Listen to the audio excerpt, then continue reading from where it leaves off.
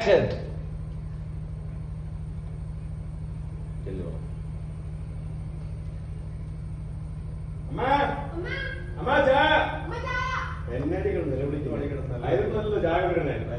തന്നെയല്ലേ